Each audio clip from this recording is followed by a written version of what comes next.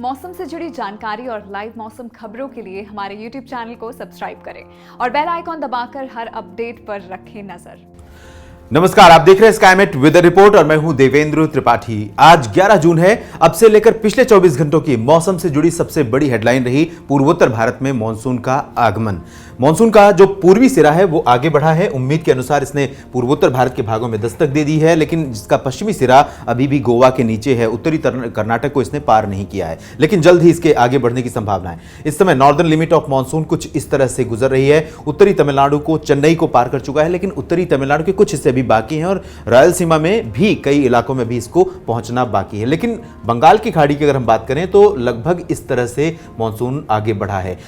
त्रिपुरा, मिजोरम और मणिपुर में अधिकांश स्थानों पर पहुंच गया है, जबकि असम और नागालैंड के कुछ हिस्सों में मानसून ने दस्तक दिया है। और अनुमान यह है कि जिस तरह से वेलमार्क लो प्रेशर एरिया जो बन गया है बंगाल की खाड़ी में, जो पहले था निम्न दबाव का क्षेत्र और गहराकर ये गहरे निम्न दबाव के क्षेत्र में तब्दील हो गया है, इसके प्रभाव से हम उम्मीद कर सकते हैं कि ये जो सिस्टम है मानसून का, ये मानसून की हवाएं जो हैं वो आगे बढ़ेंगी, क्योंकि बंगाल की खाड़ी से आर्द्र हवाओं का फ्लो यहां पर बढ़ जाएगा, जिससे पूर्वोत्तर भारत के भागों में जिस तरह से प्री मानसून वर्षा काफी अच्छी हो रही थी, मानसून आने के बाद जाहिर है बारिश की गतिविधियां और बढ़ जाएंगी। इसके अलावा आपको बता दें कि वेलमार्क लो प्रेशर एरिया के चलते अनुमान यह लगाया गया था कि आंध्र प्रदेश के इन क्षेत्रों में और तेलंगाना में ये इलाके होंगे जहां पर काफी अच्छी वर्षा रिकॉर्ड की जाएगी। अगले 48 घंटों के दौरान भारी वर्षा इन भागों में हो सकती है। इसके साथ साथ दक्षिणी छत्तीसगढ़ और दक्षिणी ओडिशा के भी तमाम इलाकों में काफी व्यापक वर्षा होने की संभावना नजर आ रही है। और जब ये सिस्टम आगे बढ़कर रिकर्व करेगा पूर्वोत्तर और पूर्वी भारत की तरफ,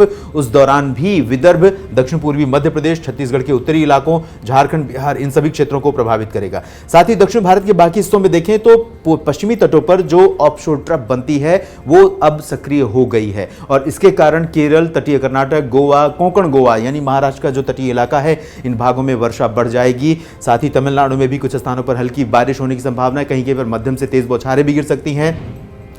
आंतरिक कर्नाटक में ज्यादा बारिश अभी नहीं होगी और महाराष्ट्र के जो अंदरूनी इलाके हैं, मराठवाड़ा तथा मध्य महाराष्ट्र, इन भागों में भी अधिक वर्षा की संभावना फिलहाल अगले 24 घंटों के दौरान नहीं है। लेकिन क्योंकि मानसून का जो सिरा है इधर से एक तरफ बढ़ रहा होगा, दूसरी ओर से ये सिस्टम आगे बढ़ रहा होगा, तो दोनों तरफ से मॉइस्चर पहुंचेगा। जाहिर है महाराष्ट्र में भी जो अंदरूनी हिस्से हैं वहां पर भी बारिश बढ़ जाएगी। गुजरात में पहले से काफी अच्छी वर्षा हो रही, सर्कुलेशन के कारण अरब सागर से लगातार ये मॉइस्चर अट्रैक्ट कर रहा है, आर्द्र हवाओं को खींच रहा है, जिसके कारण यहाँ घने बादल बने हुए हैं और पूर्वी गुजरात रीजन और सौराष्ट्र क्षेत्र में बारिश हो रही है। और अगले 24 घंटों के दौरान इन भागों में काफी अच्छी वर्षा जारी रहने की संभावना है। 24 घंटों के बाद भी यहां पर अच्छी बारिश हो सकती है, बल्कि ये कह सकते हैं कि 12 जून और 13 जून को यहां पर काफी भारी वर्षा हो सकती है।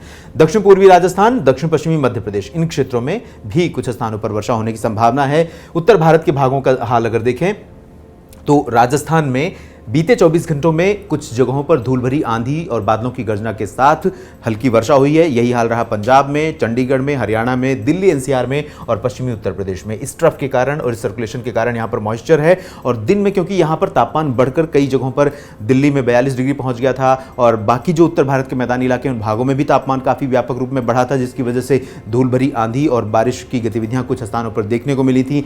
और अब उम्मीद यह है कि अगले 2-3 दिनों तक कुछ इसी तरह का मौसम रहेगा। तापमान में बहुत राहत नहीं मिलेगी, हवाओं में नमी रहेगी, धूप का असर दोपहर तक कम से कम ज्यादा रहेगा और धूप के कारण ही तापमान बढ़ेगा, लेकिन हवाओं में जो नमी होगी उसकी वजह से उमस भी परेशान करेगी और इसी उमस और तेज धूप, बढ़ते तापमान, इसी के चलते यहां पर गरज वाले बादल विकसित हो सकते हैं और प्री मानसून वर्षा यहां पर हो सकती है। छिटपुट जगहों पर, सभी जगहों पर नहीं होगी, याद रखिएगा। उत्तर भारत के मैदानी इलाकों में कश्मीर से उत्तराखंड तक, गिलगित बाल्टिस्तान तक, लद्दाख तक, इन सभी क्षेत्रों में हल्की से मध्यम बारिश होने की संभावना है। WD का प्रभाव यहां दिखेगा। बिहार और पूर्वी उत्तर प्रदेश, झारखंड में अभी बारिश का थोड़ा सा इंतजार करना पड़ेगा। पश्चिम बंगाल में भी 24 घंटों के बाद बारिश की गतिविधियां बढ़ती हुई नजर आएंगी। इस वीडियो में अभी के लिए इतना ही। आप जुड़े रहिए स्काईमेट वेदर के साथ। धन्यवाद। प्रदूषण की रियल टाइम इंफॉर्मेशन के लिए आज ही स्काईमेट AQI ऐप डाउनलोड करें और अपनों की सेहत का रखें ख्याल।